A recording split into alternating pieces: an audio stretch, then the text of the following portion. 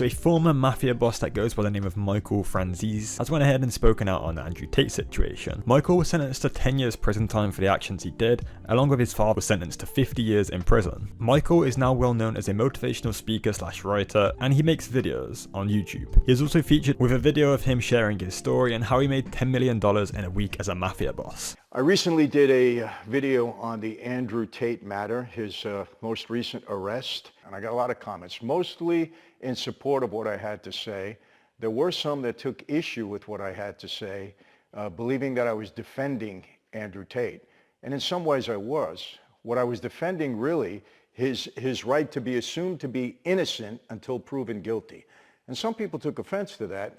And I understand the people that took offense to that were those people that don't like Andrew. Now, he makes a very valid point. Literally everybody that is hating on him have been waiting for this and wanting to see the downfall of Andrew Tate for so long. People just hate to see a successful man spreading such a huge message.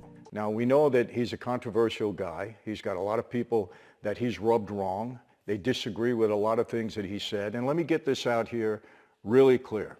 I am not misogynistic in any way, shape, or form. So I am not in any way misogynistic, nor do I defend being misogynistic in any way.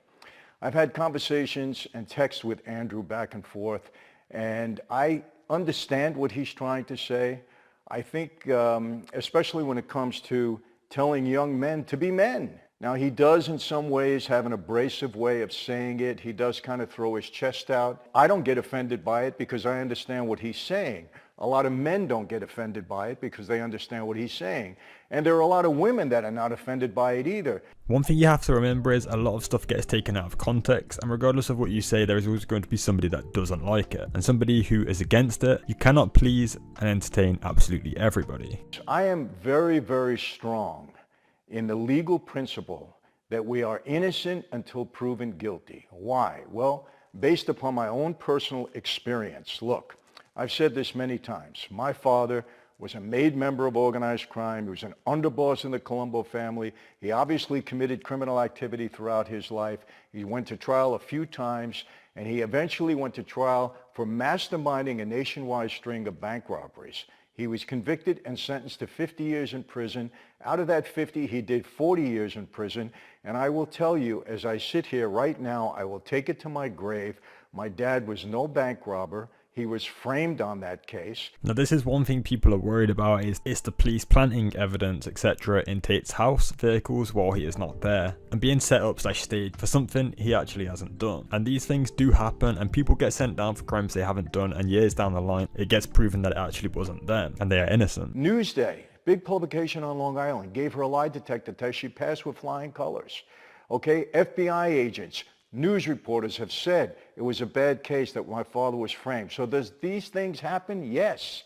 So the legal system is not always fair. I think the mistake that Andrew made, okay, you cannot thumb your nose in the face of powerful people who disagree with you ideologically.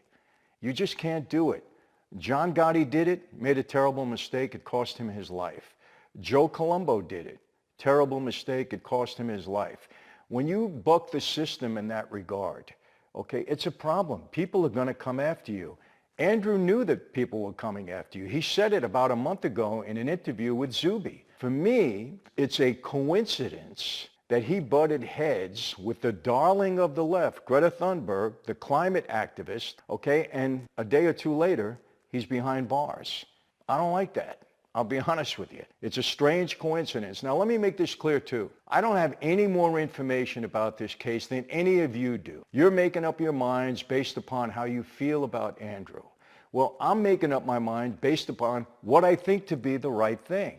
And the right thing is Andrew Tate and his brother are innocent until proven guilty. So many conspiracies on this whole theory with Greta, and I really don't know what to believe. It's very interesting that after their back and forth argument, this happens. What do you think? So he and his brother are held for 30 days. Along with that, there were two other suspects arrested, two women. One of them was the girlfriend of Andrew, and they worked. Supposedly, it was these four in this alleged ring that's accused of doing whatever it is that they were supposed to have done. Now, they detained the women also for 30 days. That's a little suspicious for me because from what I'm told, Romanian jails, they're hellholes. they're rat infested, they're cockroach infested. Why do they do that? Well, they want to hold you without bail. They want to get you to crack. They want informants. They want somebody to tell on somebody else. Is that happening here? I don't know. Is it a possibility? Of course it is, because that's how law enforcement works. I'll make sure to link down below the full video, as it's a very good watch and it was very cool to hear him speak his own opinion. And I think the main thing he says, which is very important, is innocent until proven guilty. What do you guys think on this? Make sure to comment your thoughts down below, like, subscribe and turn our notifications on.